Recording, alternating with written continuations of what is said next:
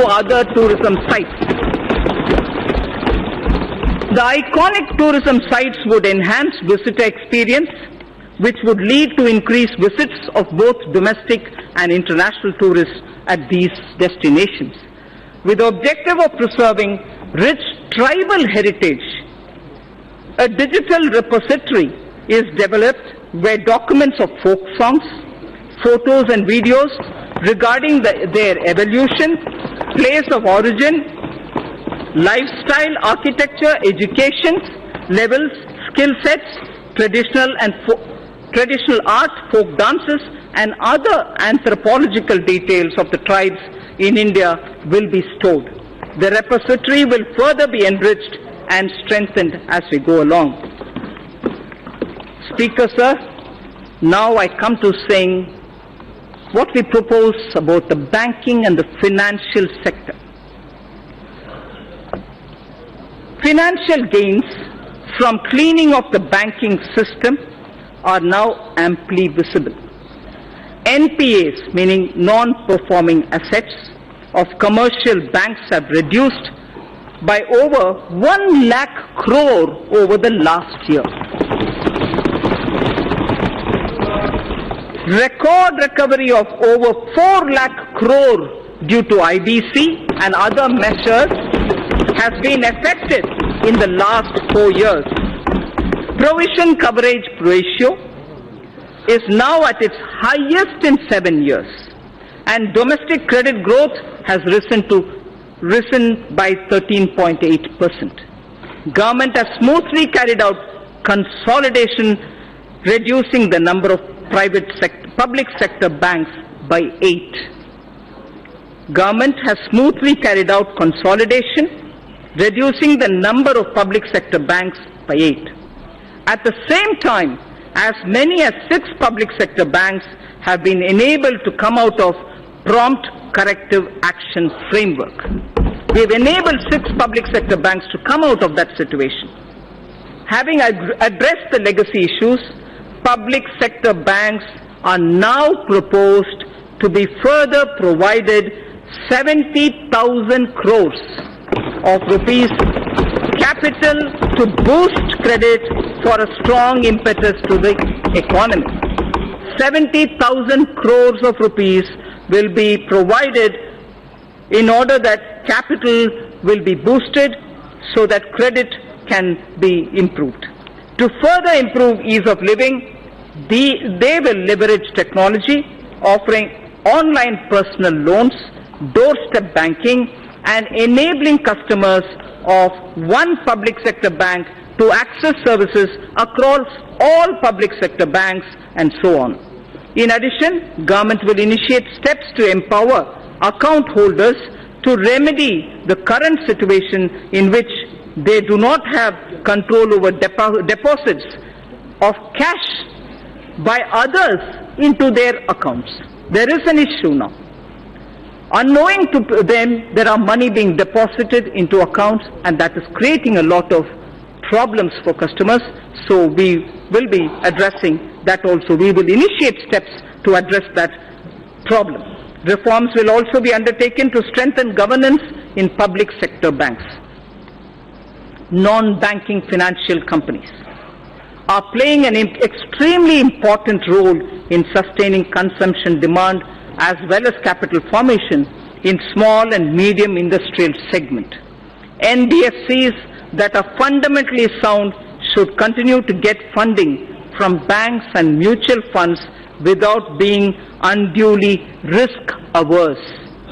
For purchase of high-rated pooled assets of financially sound NBFCs amounting to a total of 1 lakh crore rupees during the current financial year, government will provide one-time 6 months partial credit guarantee to public sector banks for the first loss of up to 10%. I shall read this again. For the purchase of high-rated pooled assets of financially sound NBFCs amounting to a total of 1 lakh crores of rupees during the current financial year, government will provide one-time 6 months partial credit guarantee to public sector banks for first loss up to 10%. Further, Reserve Bank of India is the regulator of the NBFCs. However, RBI has limited regulatory authority over NBFCs. Appropriate proposals for strengthening the regulatory authority of RBI over NBFCs are being placed in the finance bill. NBFCs which do public placement of debt have to maintain a debenture redemption reserve. And in addition, a special reserve as required by RBI has also to be maintained. To allow NBFCs to raise funds in public issues, the requirement of creating a DRR, that is a debenture redemption reserve, which is currently applicable for only public issues as private placements are exempt, this will be done away with. To bring more participants, especially NBFCs, not registered as NBFCs factor, on the TREDS platform, amendment in the Factoring Regulation Act 2011 is necessary, and steps will be taken to allow all NBFCs to directly participate on the TREDS platform. Efficient and conducive regulation of the housing sector is extremely important in our context. The National Housing Bank, besides being a refinancer and a lender, is also the regulator of the housing finance sector. This gives a somewhat conflicting and difficult mandate to the NHB. I am proposing to return the regulation authority over the housing finance sector from the NHB, National Housing Board, to the RBI. I am proposing to return the regulation authority over the housing finance sector from NHB to the RBI.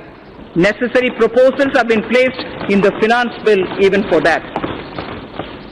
Government has announced its intention to invest 100 lakh crores in infrastructure over the next 5 years. 100 lakh crores for infrastructure over the next 5 years. To this end, it is proposed to set up an expert committee to study the current situation relating to long-term finance and our past experience with development finance institutions, and this committee shall recommend the structure and required flow of funds through development finance institutions. The situation will be reviewed by them, and they will suggest measures. Pension Fund Regulatory Development Authority, PFRDA, implements and regulates the National Pension System, the NPS, and Atal Pension Yojana through various intermediaries, including, inter alia, the NPS Trust. Keeping in view the wider interest of the subscribers and to maintain arm's length relationship of the NPS Trust with PFRDA, steps will be taken to separate the NPS Trust from PFRDA with appropriate organizational structure. To facilitate onshoring of international insurance transactions and to enable opening of branches by foreign reinsurers in the International Financial Service Center, it is proposed to reduce net owned fund requirement from 5,000 crores to 1,000 crores, 1,000 crores. I'll repeat that sentence, sir. To facilitate onshoring of international insurance transactions and to enable opening of branches by foreign reinsurers in the International Financial Services Center, it is proposed to reduce net owned fund requirement from 5,000 crores to 1,000 crores. Government has been following the policy of disinvestment in non-financial public sector undertakings, maintaining government stake not to go below 51%. Government is considering, in case where the undertaking is still to be retained in government control, to go below 51% to an appropriate level on case-to-case basis. Government has also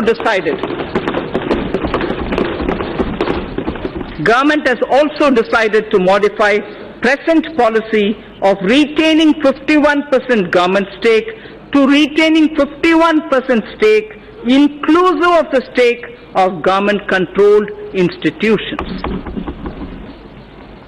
Sir Speaker, in order to improve the capital flows into the Indian economy, it is important to align domestic corporate systems and practices with global ones. It is also appreciated that global finance movement in equity uses certain parameters to evaluate the stocks in which they choose to invest. The government intends to further encourage retail participation in CPSEs, which of late has shown very encouraging upward trend. In order to provide additional investment space, the government would realign its holding in CPSEs, including banks, to permit greater availability of its shares and to improve depth of its market. Strategic disinvestment of select CPSEs would continue to remain a priority of this government. In view of current macroeconomic parameters, government would not only reinitiate the process of strategic disinvestment of Air India, but would offer more CPSEs for strategic participation by the private sector. I repeat this sentence. Strategic disinvestment of select CPSEs would continue to remain a priority for this government. In view of current macroeconomic parameters, government would not only reinitiate the process of strategic disinvestment of Air India, but also would offer more CPSEs for strategic participation by the private sector.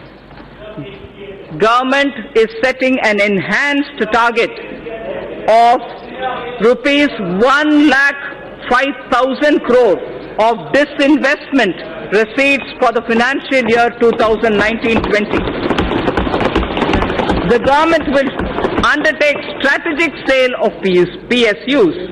The government will also continue to do consolidation of PS in the non-financial space as well. Sir, ETFs have proved to be an important investment opportunity for retail investors and has turned out to be a good instrument of Government of India's disinvestment program.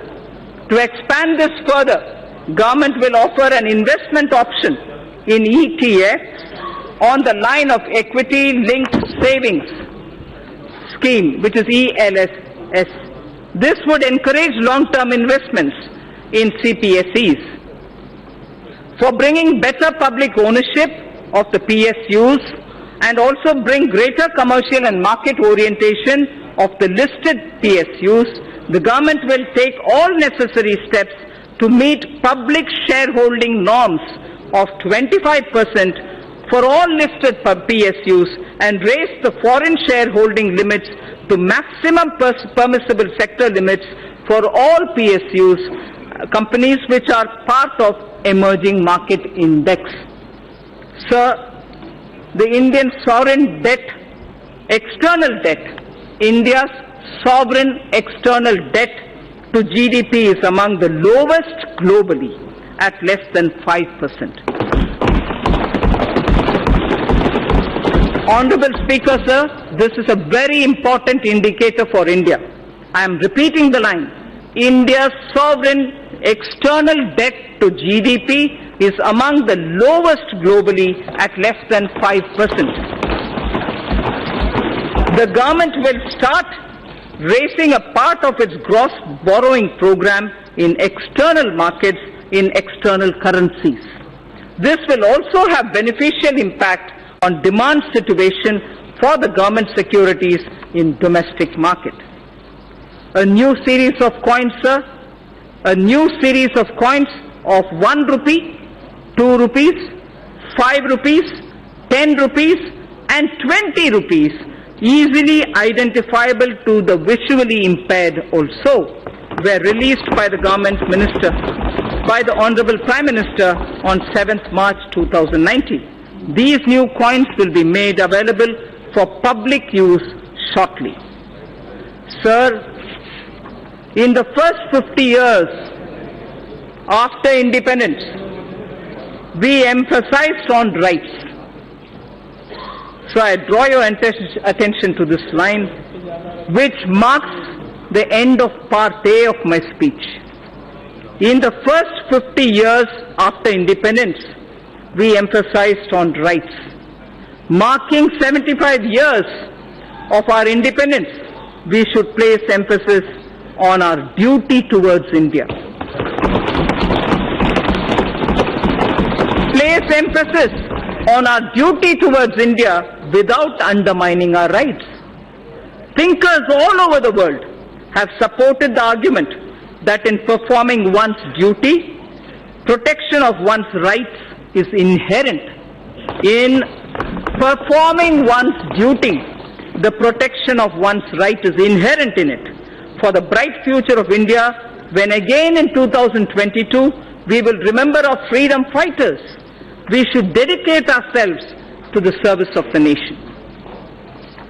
So now I move to part B, which is something of great interest for all of us, taxation related. Honorable Speaker, sir, I see a lot of members sitting up. Mr. Speaker, sir, I begin by thanking our taxpayers who, as responsible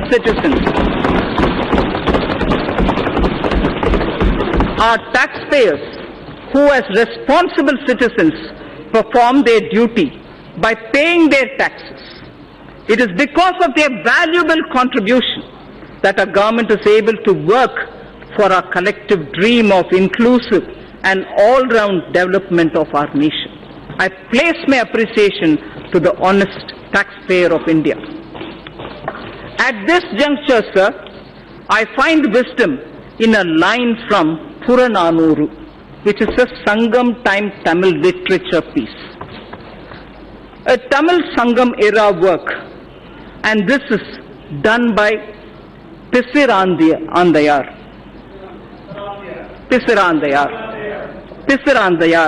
yes.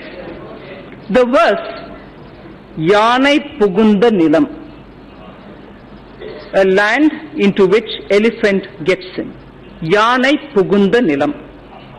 This was sung as an advice to the king, a Pandyan king, Pandyan Arivudai Nambi. The king is Pandyan Arivudai Nambi, and Pisirandayar gives this advice to him. It's a long verse. I'm only picking up the first line, some line from the middle, and the end. Kai nel aruthu kavalang koline. Kai nel aruthu kavalang koline. Arivudai